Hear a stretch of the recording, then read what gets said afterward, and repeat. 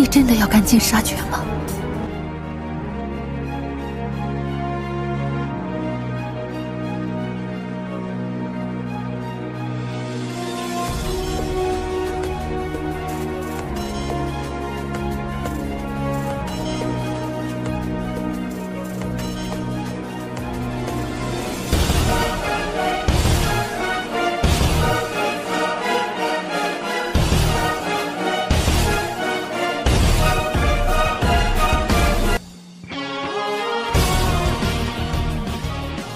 Mimin akan kembali mendongeng alur cerita film yang berjudul Battle Through the Heavens. Dan mohon maaf apabila tidak sesuai dengan videonya ya, karena alur yang Mimin sampaikan ini belum dirilis filmnya. Dan Mimin ingatkan kembali, konten ini full spoiler, yang tidak suka boleh di skip ya. Yang suka semoga terhibur. Tanpa basa-basi kita mulai.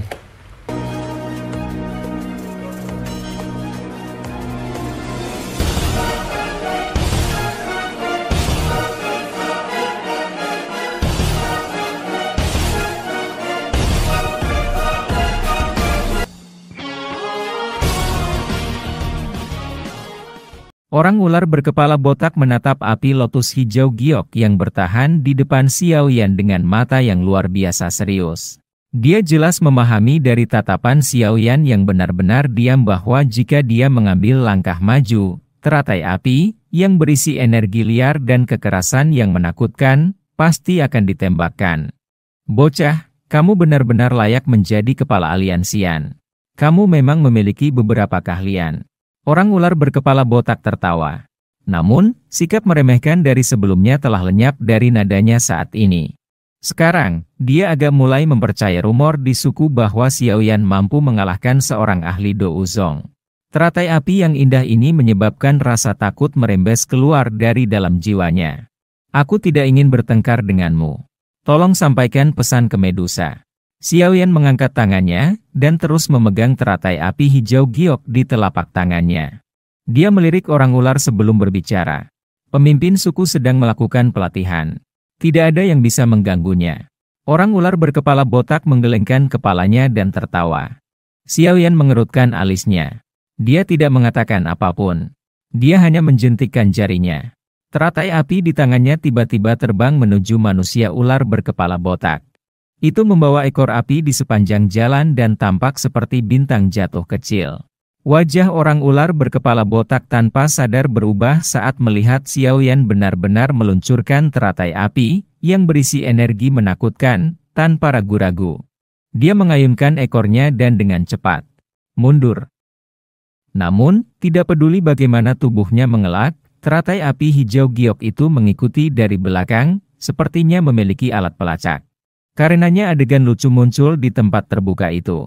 Salah satu orang terkuat yang sangat dihormati di mata rakyat ular sebenarnya dikejar oleh api hijau giok kecil itu sampai dia mengelak kemana-mana. Adegan ini menyebabkan orang-orang ular di sekitarnya saling memandang. Mata yang mereka gunakan untuk melihat Xiaoyan, yang sedikit menggerakkan tangannya, membawa tatapan terkejut yang samar-samar. Sialan, apa kamu sudah selesai? Orang ular berkepala botak menghindar sekali lagi sebelum mengarahkan pandangannya ke teratai api yang telah ditembakkan Xiaoyan. Dia dengan marah berteriak. Teratai api berhenti perlahan. Akhirnya, benda itu tetap melayang di udara sekitar 2 hingga 3 meter dari manusia ular berkepala botak. Suhu tinggi yang dipancarkan darinya menyebabkan tetesan keringat tebal muncul di dahi orang ular botak itu. Bisakah komandan pertama membantu menyampaikan pesan itu sekarang? Xiaoyan sedikit tertawa. Komandan pertama yang berkepala botak mengertakkan giginya, tapi dia langsung melihat ke arah teratai api yang berputar perlahan di depannya. Jantungnya gemetar. Jika benda ini meledak, dia mungkin akan mempertahankan hidupnya, tetapi hidup setelah itu bukanlah hal yang baik. Tunggu di sini. Komandan pertama berkepala botak berjuang sejenak sebelum akhirnya menyerah. Dia berbicara dengan keras ke arah Xiaoyan sebelum tubuhnya berkedip saat dia melakukan perjalanan ke tangga batu. Setelah itu, dia dengan cepat bergegas ke pegunungan yang dalam. Xiaoyan tersenyum saat melihat komandan pertama berkepala botak melarikan diri dengan sangat lincah. Dia memberi isyarat dengan tangannya dan teratai api yang sangat ditakuti olehnya dengan patuh ditembak kembali. Kemudian, itu tetap digantung di atas tangannya sebelum berubah menjadi sekelompok api hijau giok di tengah riak yang tidak biasa. Api memasuki tubuhnya. Xiaoyan mengabaikan banyak tatapan ingin tahu dan hormat itu setelah mengembalikan teratai api ke tubuhnya. Dia perlahan menutup matanya dan diam-diam menunggu Medusa muncul. Xian yang bosan di sisi Xiaoyan sedang mengamati sekelilingnya dengan mata penasaran. Mungkin itu karena dia tidak terluka setelah menerima pukulan dari komandan pertama sebelumnya, tapi orang-orang ular di sekitarnya sangat sopan padanya. Mereka menunjukkan senyum ramah ketika mereka melihatnya melihat ke atas. Keduanya menunggu dengan tenang. Sekitar 10 menit setelah manusia ular berkepala botak memasuki pegunungan yang dalam, 2 sinar cahaya dengan cepat keluar dari dalam. Akhirnya, mereka tetap melayang di langit di atas tanah terbuka sebelum mereka mendarat dengan mantap.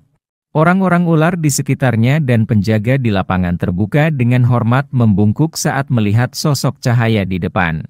"Mengapa kamu punya waktu untuk datang dan mencariku di suku ular orang hari ini?" ucap Medusa yang baru datang. Dia menatap Xiaoyan dan Xian setelah mendarat, tanpa sadar bertanya dengan heran. "Cailin Jie." Xian melompat kegirangan saat melihat Medusa muncul. Dia segera berlari ke arahnya dan memeluknya.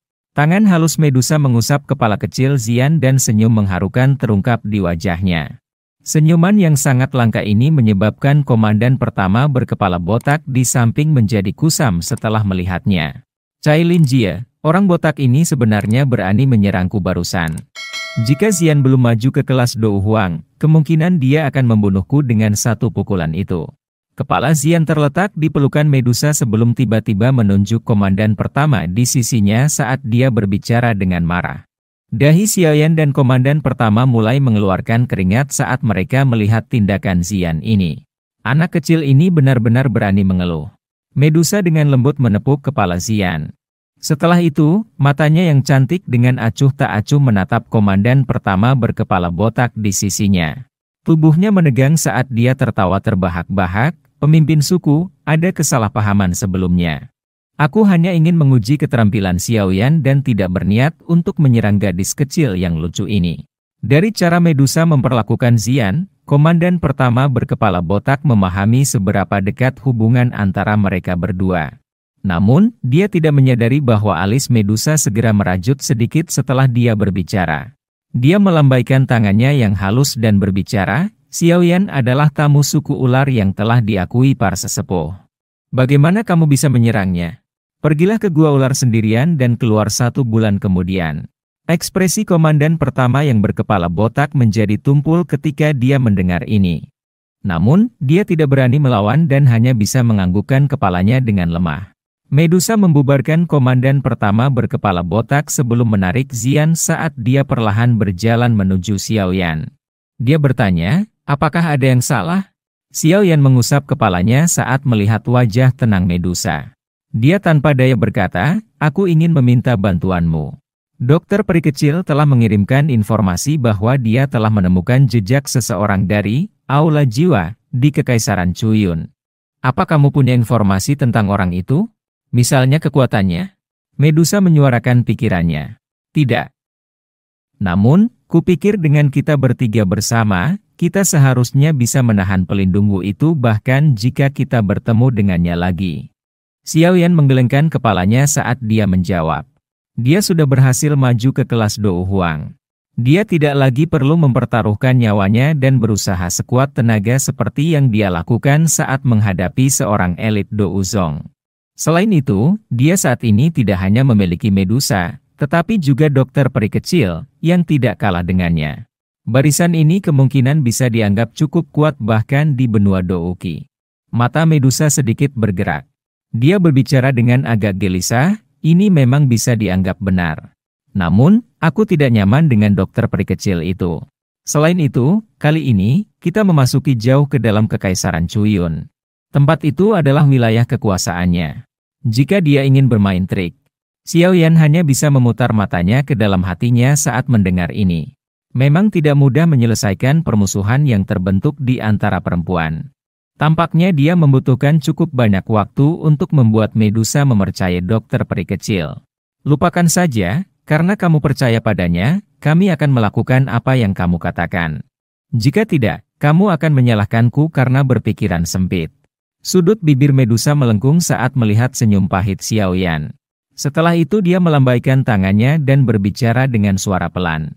Xiaoyan terkejut saat melihat Medusa mengangkat tangannya yang halus. Dia tanpa sadar mengulurkan tangannya dan meraihnya. Dia mengerutkan kening saat melihat bekas luka di lengannya yang telah disembunyikan sebelum bertanya, "Kamu terluka? Apa yang terjadi?"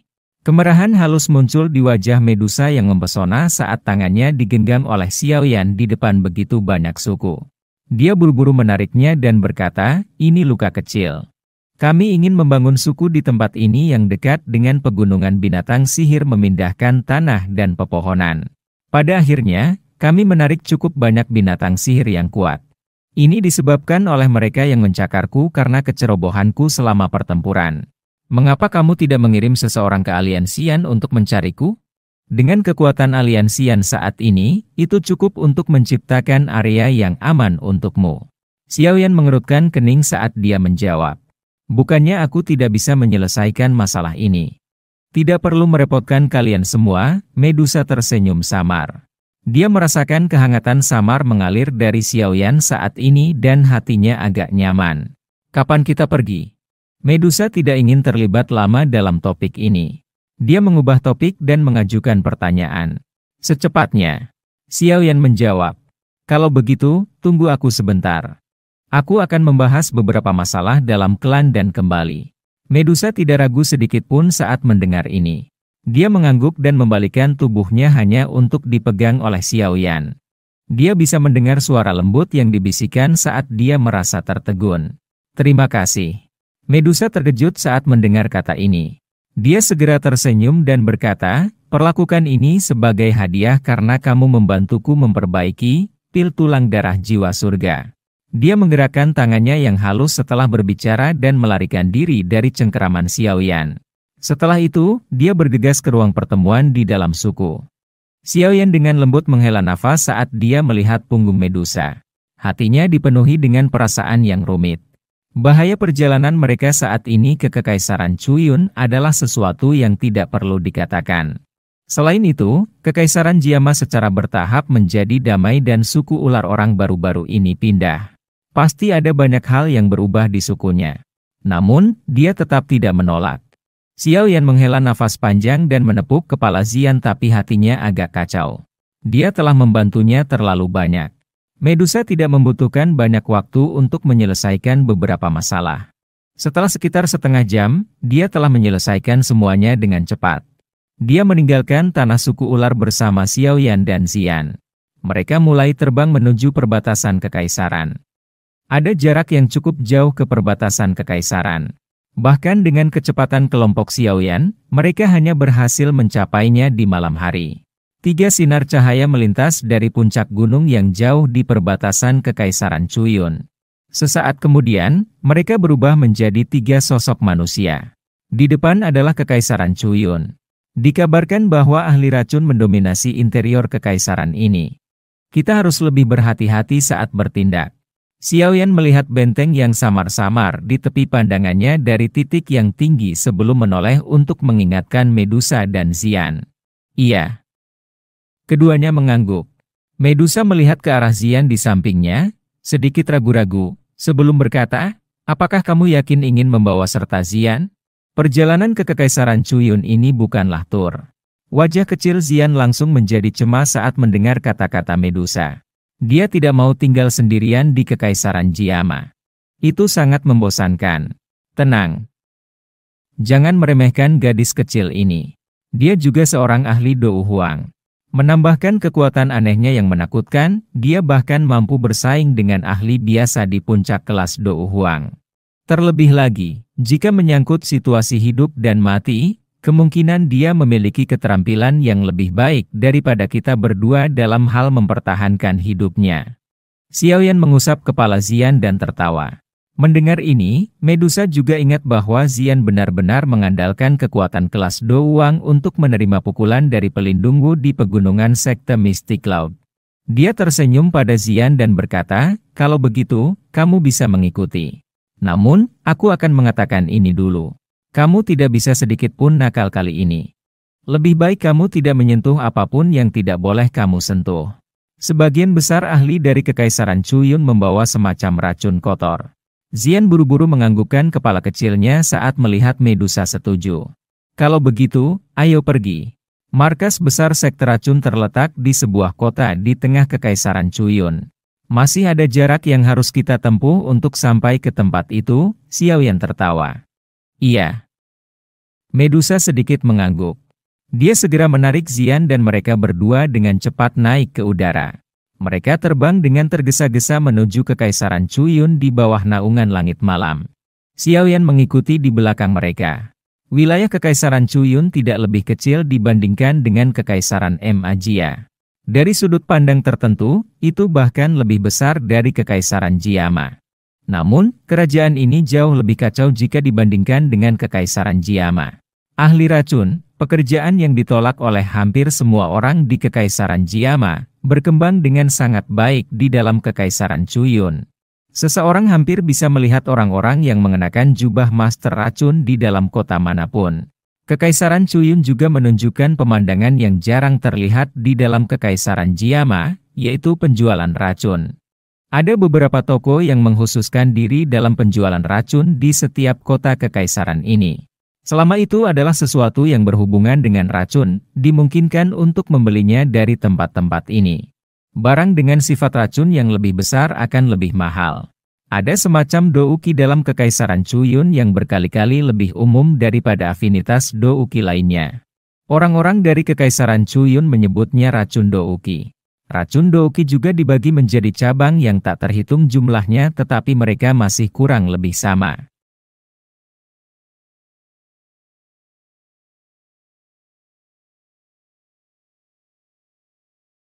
Semuanya mengandung racun yang mematikan.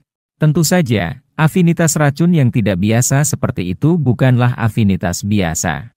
Sebaliknya itu adalah produk mutasi buatan manusia.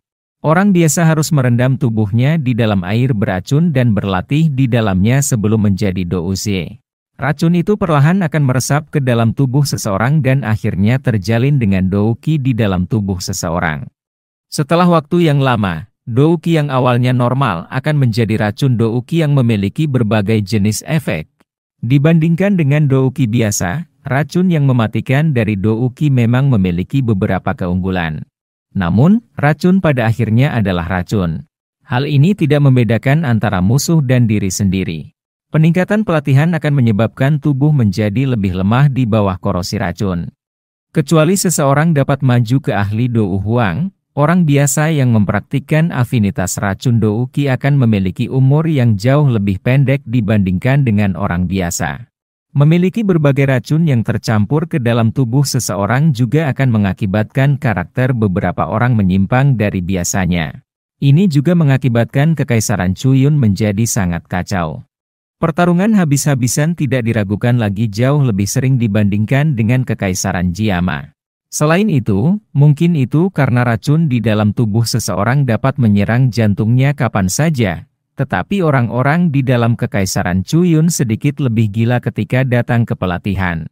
Ini karena semua orang tahu bahwa jika mereka tidak mencapai kelas Dou Huang, racun douki yang mereka latih cepat atau lambat akan menghabiskan hidup mereka ini. Dengan tekanan dari kematian, suasana pelatihan di Kekaisaran Chuyun memang gila. Mungkin alasan mengapa para ahli yang bersembunyi di antara orang-orang di Kekaisaran Chuyun berkali-kali lebih banyak daripada di dalam Kekaisaran Jiama. Para ahli ini jarang bergabung dengan faksi besar manapun. Tentu saja, tingkat kekacauan seperti itu jauh lebih lemah jika dibandingkan dengan wilayah sudut hitam yang tidak memiliki hukum. Bagaimanapun, tempat ini memiliki keluarga Kekaisaran Chuyun dan yang sangat besar itu dikenal sebagai sekte racun yang mengaturnya. Xiaoyan dan dua lainnya menggunakan hampir 4 hari sebelum mereka memasuki wilayah tengah Kekaisaran Chuyun setelah melakukan perjalanan jarak jauh. Mereka bertiga juga memperoleh pemahaman tentang kekacauan di dalam Kekaisaran Chuyun selama perjalanan ini. Ini terutama terjadi ketika mereka melihat kabut racun secara acak muncul di sekitar beberapa pertempuran. Bahaya kerajaan ini yang dirasakan di hati mereka meningkat sedikit. Setelah memahami semua ini, Xiaoyan tanpa sadar mengagumi pencapaian dokter peri kecil sekali lagi. Mampu membangun faksi besar yang hampir menguasai sepertiga kekaisaran Chuyun dalam tanah kacau ini kemungkinan akan melibatkan pembayaran dengan jumlah darah yang tak terhitung jumlahnya. Taktik lembut biasa kemungkinan akan kesulitan mengekang ahli manapun dengan karakter ekstrim di kekaisaran Chuyun.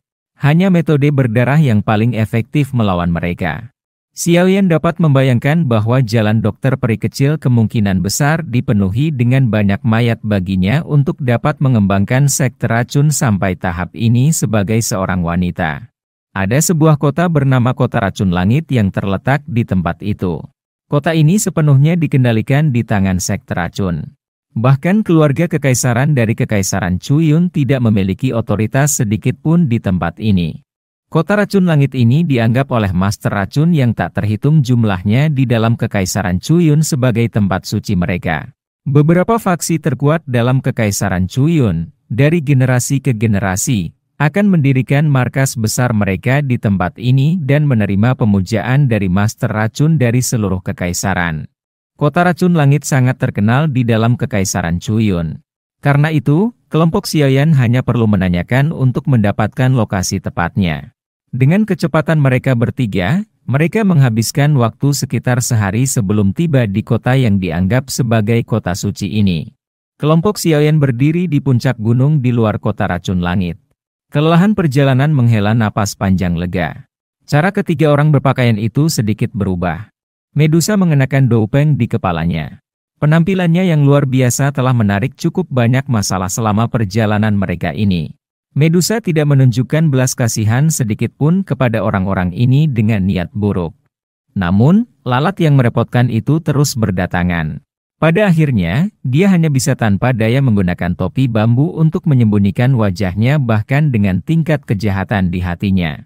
Perjalanan mereka menjadi jauh lebih lancar setelah dia melakukan ini. Tidak terduga bahwa kota sebesar itu dikendalikan oleh sekte racun. Sepertinya status sekte racun dalam kekaisaran Chuyun jauh lebih besar daripada aliansian dalam kekaisaran Jiama. Xiaoyan memuji saat dia melihat kota besar di bawah. Taktikmu tidak sekejam miliknya. Jika kamu bersedia membunuh semua orang di dalam keluarga kekaisaran dan membasuh berbagai faksi dengan darah, kekaisaran Jiama juga bisa sepenuhnya menjadi tanah aliansian.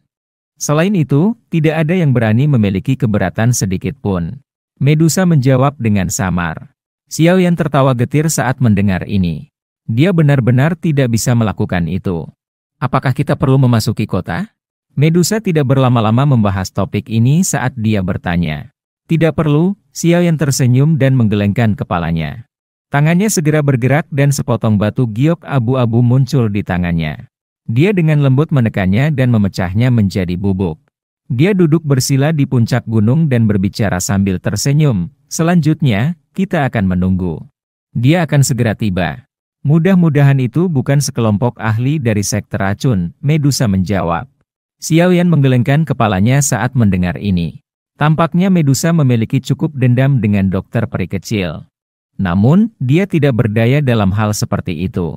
Mungkin semuanya akan menjadi sedikit lebih baik setelah mereka berdua berinteraksi untuk waktu yang lama.